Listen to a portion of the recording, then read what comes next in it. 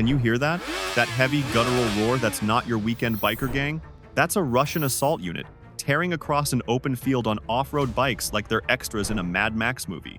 But Ukraine's seen this trick before. They've got eyes in the sky, recon drones on standby 24/7. Before we dive into all of this, let us know in the comments where you're watching this video from. Connecting with viewers across the world is a huge source of inspiration for us.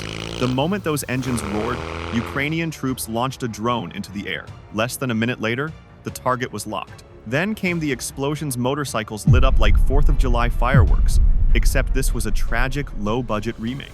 On this battlefield, speed doesn't save you. The Russians thought they could sneak deep into Ukrainian lines fast and quiet. What they didn't realize was they'd driven straight into a kill zone. No cover, no concealment. Everything exposed under the drone's all-seeing gaze. And these Ukrainian FPV drones, they're not just flying cameras, they're motorized Grim Reapers. When a Russian recon drone was spotted guiding the assault, Ukraine didn't hesitate. They launched a flying killer to hunt it down and take it out. With their drone downed, the entire Russian formation was left blind. No intel, no direction. Panic set in. Soldiers ditched their bikes and bolted for the tree line, praying to escape the blade from above. If you're still watching, comment 1 so I know you're still with me. But they didn't know the drone was still watching, and no one escapes its gaze. When the Russian reconnaissance drone was shot down, the tide of battle turned instantly. The assault force, once charging ahead with confidence, now resembled blindfolded men stumbling into a minefield. No direction, no data, no support. Any hope of regrouping or pressing forward shattered on the spot. In that moment, panic spread faster than any command from above. Some soldiers abandoned their bikes in the middle of the field and bolted toward the tree line, desperately hoping to escape the cold, steel eyes in the sky. But what they didn't know was this was exactly what Ukraine had planned for. The FPV drones were still circling above, not just observing, but hunting. They didn't need to be fast. They only needed to wait for the right moment. Like when a Russian soldier peeked out from the bushes or tried to drag a wounded comrade to safety, click the drone operator on the ground, pressed a button. A split-second dive, a clean explosion. And with it, the last flicker of hope for that group was gone. Ukrainian drones aren't spray-and-pray weapons. They're selective assassins, striking the right target at the right time. From a distance, a Ukrainian infantry unit was watching it all unfold. They didn't rush in. They observed. They analyzed. And they saw everything. A Russian soldier collapsing beside a flaming motorcycle, clutching his head like he couldn't believe he'd walked into hell. No one came to save him. No retreat order came. Only silence and death circling overhead. By now, it was clear. This wasn't a raid. It was a trap. And the Russians were nothing more than sacrificial pawns. As the area momentarily fell silent, Ukrainian recon drones swept the battlefield one last time. No more moving bikes, no more major heat signatures. The order came down. Infantry, advance through the tree line. Sweep the area. No shouting, no rushing. Just quiet shadows moving steadily into danger. Then gunfire. A short, sharp skirmish. The Russians fired first, but their ammo was low. Their spirit was lower. Ukraine countered swiftly, with full tactical awareness from drone intel. Within minutes, it was over. Only 2 Russians survived, likely the ones who had escaped the initial airstrike. But now, out of bullets and surrounded, they raised their hands and surrendered. Ukrainian troops moved in fast, secured them, and began field interrogation on the spot. Every scrap of intel from command post locations to fallback routes was worth its weight in gold. As the smoke cleared, the Ukrainian team discovered several intact motorcycles. Engines still running, still fully operational. These spoils of war were quickly inspected, stripped of excess gear, and repurposed. In Ukrainian hands, the enemy's machines would now serve a new mission. One soldier stepped forward without hesitation, mounted the bike, his grip on the handlebars tight like he'd ridden it 100 times. No words were needed. His eyes said it all. These bikes will ride again, but next time they'll be headed toward the Russian lines. Russia's so-called lightning raid, it turned into a catastrophic rehearsal and failure. No drones, no artillery support, no exit strategy. And most crucially, they failed to grasp one truth of modern warfare. In today's battles, the fastest don't survive. The ones who own the sky do. Even though the motorcycle assault had been completely crushed, for Ukraine, the battle was far from over. A greater threat still lurked beyond the visible horizon, where Russian artillery and multiple launch rocket systems, MLRS, waited ready to unleash fiery retaliation. And Ukraine knew one hard truth: if the route wasn't destroyed, more motorcycle squads, more armored vehicles would keep flooding the battlefield. A reconnaissance drone was immediately deployed, tracing mobile signals and the rumble of artillery fire. It didn't take long. Thermal imaging picked up a suspicious site deep inside a small village near the front line. Satellite imagery confirmed it: a Russian ammunition depot and a mobile artillery staging area. Coordinates were instantly relayed to a Ukrainian artillery battery. Moments later, long-barreled M777 howitzers were loaded, adjusted, and fired. If you're still watching, comment 1 so I know you're still with me. The strike was terrifyingly precise. A massive explosion tore through the village corner. Even from a distance, it was clear the shell had hit the ammo depot directly. A fireball erupted like a mushroom cloud, followed by dozens of secondary detonations. The ground trembled. Shrapnel rained from the sky, but there was no time to celebrate. Just minutes later, radar picked up a threat: a Russian kamikaze drone, heading straight for the Ukrainian command vehicle. The Humvee carrying the artillery team immediately began to withdraw, but the drone was right on its tail.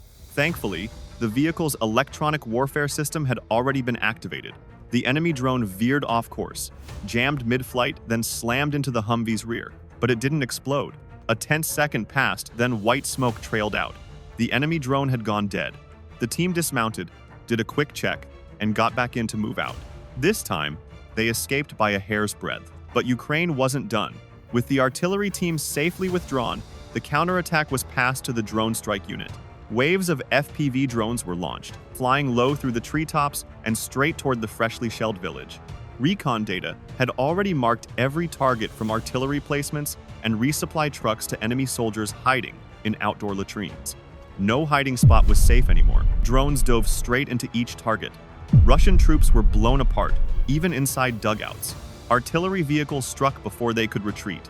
A 9K-51 Grad launcher barely arrived at the firing point before it was destroyed without firing a single rocket.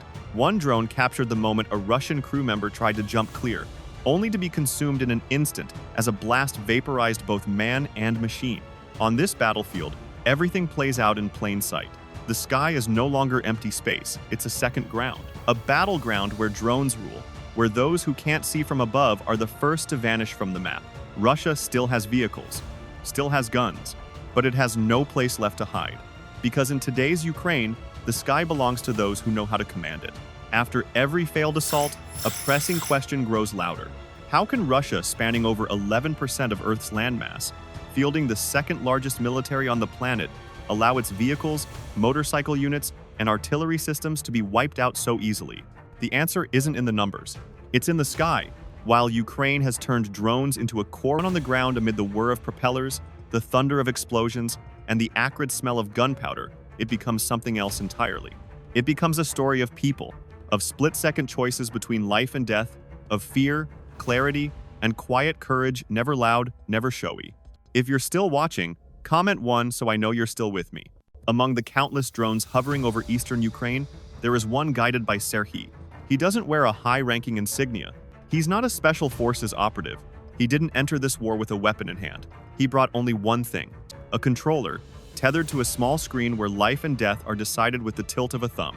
This is his story, and the story of those who fight in silence from above. We're not soldiers with guns. We carry controllers.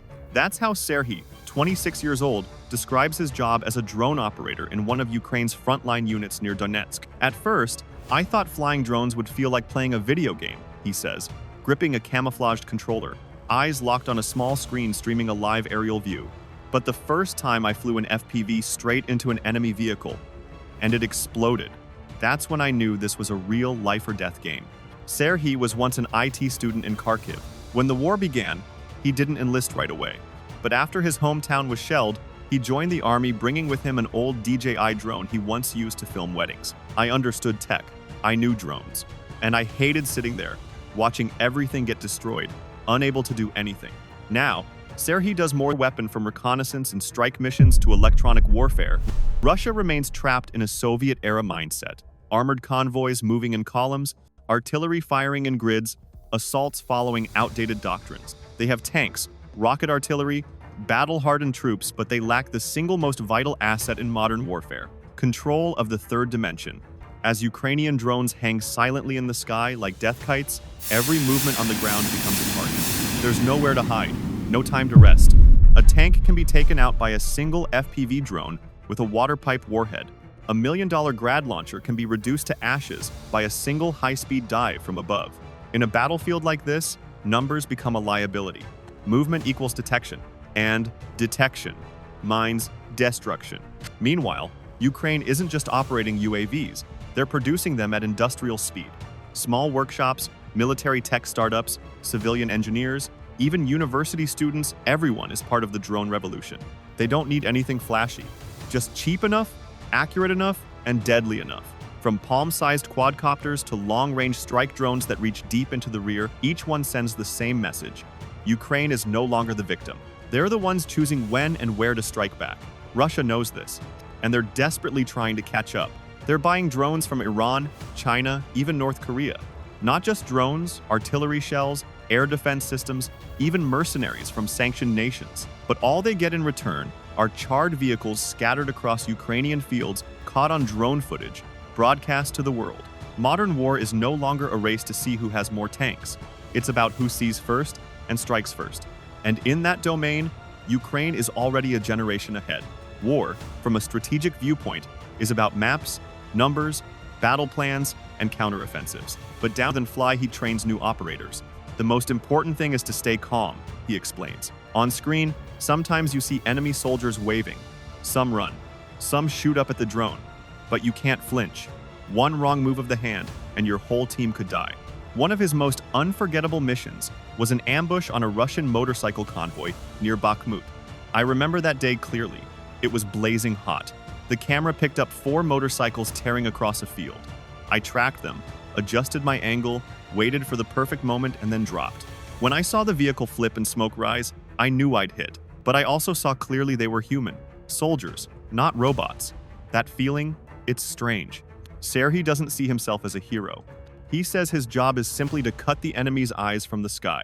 But it's those very eyes that witness the moments no one forgets fallen comrades. Drones shot out of the air, vehicles burning in the dead of night. When you're flying a drone, you know who lives and who doesn't, he says, still watching the screen. And it's my job to make sure if someone has to fall, it won't be one of ours. Are drones killing the spirit of traditional warriors? When war is no longer face-to-face, are we becoming cold, detached operators or silent heroes of a new era? Comment below, what do you think? Are drones changing the nature of war forever?